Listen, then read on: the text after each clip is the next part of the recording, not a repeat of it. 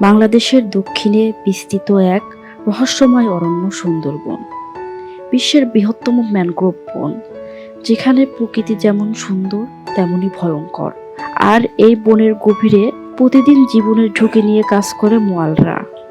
ভোরের প্রথম আলো ফুটতেই শুরু হয় তাদের যাত্রা।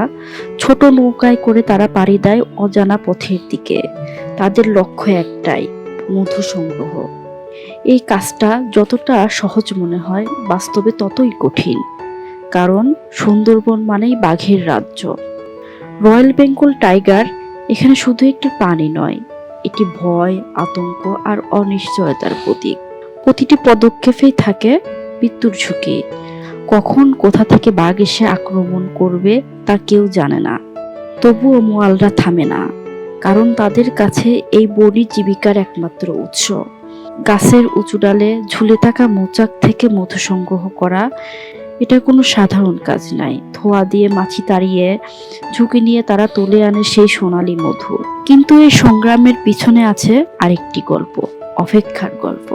ঘরে বসে থাকে তাদের পরিবার, প্রতিদিন প্রার্থনা করে আজ যেন সে নিরাপদে ফিরে আসে। অনেক সময় এই অপেক্ষা শেষ হয় না, কারণ সুন্দরবন অনেককে ফিরিয়ে দেয় না।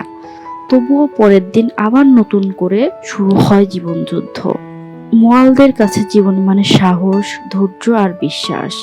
তারা জানে প্রতিটি দিনই হতে পারে শেষ দিন, তবুও তারা এগিয়ে যায়। এই মানুষগুলো আমাদের শেখায় প্রকৃতির সাথে লড়াই করেও কিভাবে বাঁচতে হয়, কিভাবে ভয়কে জয় করে সামনে এগিয়ে যেতে হয়। সুন্দরবনের গভীরে তাদের এই সংগ্রাম একটি নীরব গল্প, যা আমরা খুব কমই শুনি কিন্তু অনুভব করতে পারি। জীবনের জন্যই লড়াই, প্রকৃতির সাথে সহাবস্থান, এই হলো সুন্দরবনের মোয়ালদের জীবন।